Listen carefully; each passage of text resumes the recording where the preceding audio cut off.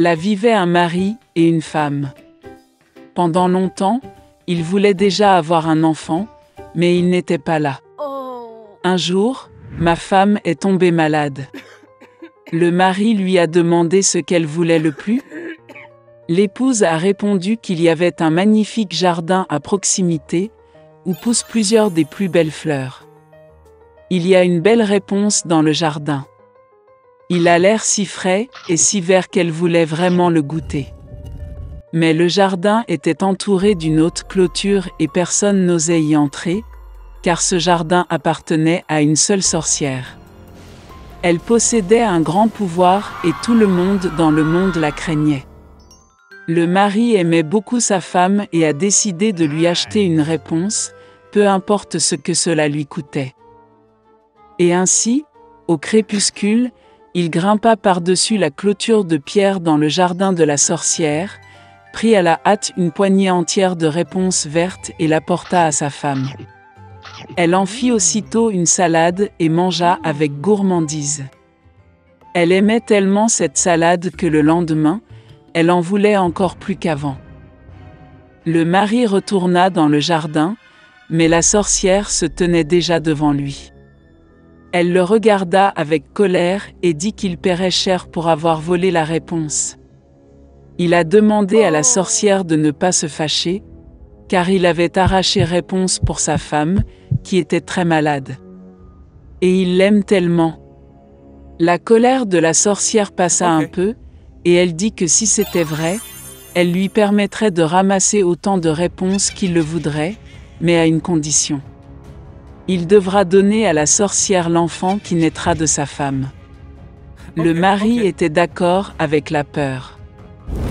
Lorsque la femme a donné naissance à une fille, la sorcière est immédiatement apparue, a pris l'enfant avec elle et l'a nommé Réponse. Rapunzel est devenue la plus belle fille du monde. Quand elle avait 12 ans, la sorcière l'a enfermée dans une tour. Cette tour était dans la forêt, et elle n'avait ni porte ni escalier. Seulement tout en haut se trouvait une petite fenêtre. Quand la sorcière a voulu escalader la tour, elle a appelé Réponse pour lui faire descendre ses faux. Et Réponse avait de beaux cheveux longs. Elle entend la voix de la sorcière, desserre ses tresses, les attache au crochet de la fenêtre, et les cheveux tombent, et la sorcière grimpe alors, s'accrochant à eux. Plusieurs années passèrent et le fils du roi monta à cheval dans la forêt où se trouvait la tour. Soudain, il a entendu des chants, et c'était si agréable qu'il s'est arrêté et a commencé à écouter.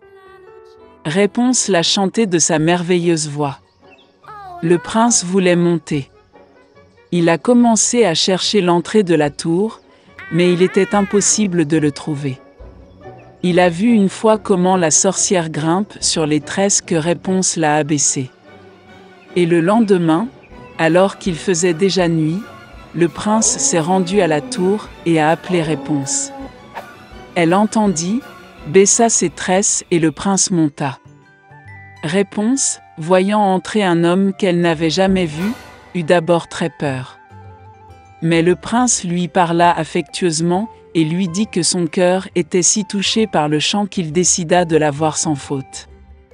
Puis Réponse a cessé d'avoir peur, et quand il a demandé si elle acceptait de l'épouser, elle a donné son consentement et lui tendit la main.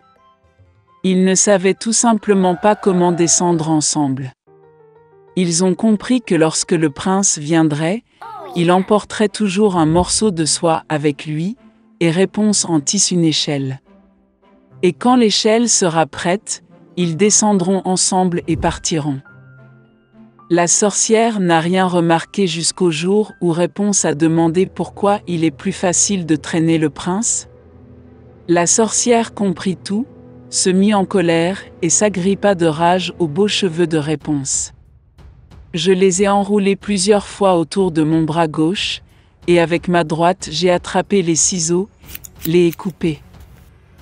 Elle emmena la sorcière dans le fourré dense de Réponse et la cacha. Elle a attaché les tresses coupées au crochet de la fenêtre et, lorsque le fils du roi est apparu, les a tirés vers le bas. Le prince est monté et a vu la sorcière. Elle le regarda avec son regard malicieux et dit qu'il ne verrait jamais réponse. Le prince était fou de chagrin et de désespoir, sauta hors de la tour, mais les épines épineuses des buissons, sur lesquels il tombait, lui arrachaient les yeux. Le prince aveugle a erré pendant plusieurs années dans le chagrin et le chagrin à travers la forêt, tout le temps pleurant et pleurant pour sa bien-aimée perdue. Une fois, il est entré dans un fourré dense. Soudain, le prince entendit quelqu'un chanter, cela lui semblait si familier, et il alla à sa rencontre. Lorsqu'il s'approcha, Réponse le reconnut, se jeta sur son cou et pleura amèrement de joie. 2 larmes coulèrent dans ses yeux, et le prince retrouva la vue et commença à voir comme avant. Il l'a amené dans son royaume, et ils ont vécu de très nombreuses années dans le bonheur et la joie. Une princesse vivait dans un château luxueux. Elle n'avait que 14 ans, mais elle était terriblement gâtée et maussade. Une fois, elle a proposé quelque chose pour Avril, et il y avait des fleurs de printemps au banquet du Nouvel Aen. Elle a publié un décret dans lequel elle a annoncé le début du printemps, et a promis de récompenser généreusement celui qui apporte des personnages au palais. Dans une petite maison à la périphérie de la ville vivait une belle-mère avec sa fille et sa belle-fille. La belle-fille était une fille très douce et gentille, et son nom était Masha. La belle-mère et la fille étaient très paresseuses et en colère, et elles blessaient la pauvre fille de toutes les manières possibles. Ils voulaient vraiment recevoir la récompense promise par la princesse, mais ils ne savaient pas où se procurer les personnages en hiver. La vieille femme a décidé d'envoyer Masha dans la forêt pour leur apporter des fleurs printanières. La belle-fille a commencé à implorer sa belle-mère d'avoir pitié d'elle, car il faisait noir et froid dehors. Et quel genre de personnage peut-il y avoir en hiver?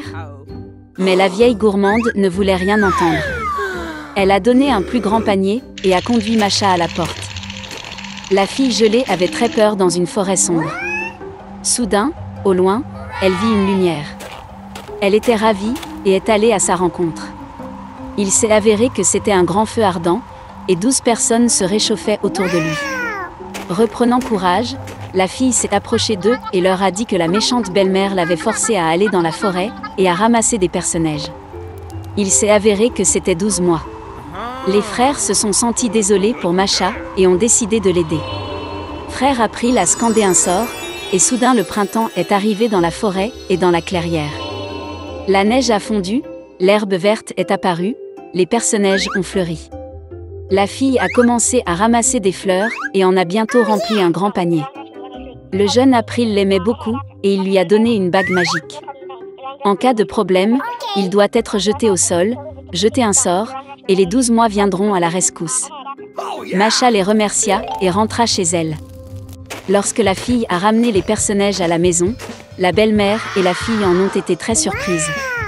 Masha était très fatiguée du voyage et s'est immédiatement endormie profondément. Sa demi-sœur soupçonnait que quelque chose n'allait pas. Pendant que la fille dormait, elle trouva sa bague magique et l'a prise pour elle-même. Après son réveil, la belle-fille a découvert la perte. Elle a commencé à supplier pour rendre la bague, mais sa belle-mère et sa fille ne voulaient rien entendre. Prenant un panier de personnages, ils se précipitèrent vers le palais royal. Dans le palais, il y avait un arbre du Nouvel Aen magnifiquement décoré. Mais la célébration à venir n'a pas du tout plu à la princesse capricieuse. Et ce n'est que lorsque la belle-mère et la fille lui ont apporté un panier entier de personnages, que la princesse a changé sa colère en miséricorde.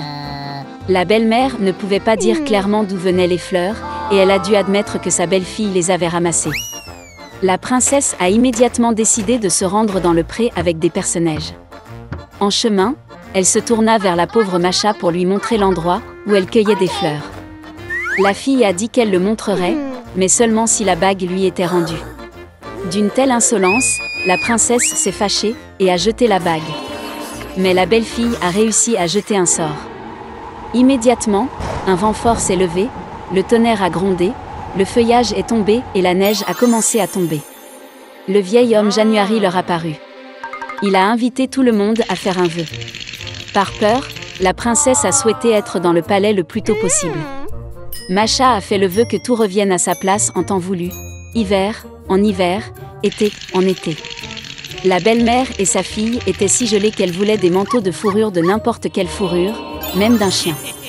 En disant cela, les femmes gourmandes se sont immédiatement transformées en chiens. Ils étaient attelés à un traîneau sur lequel la princesse devait se rendre au palais.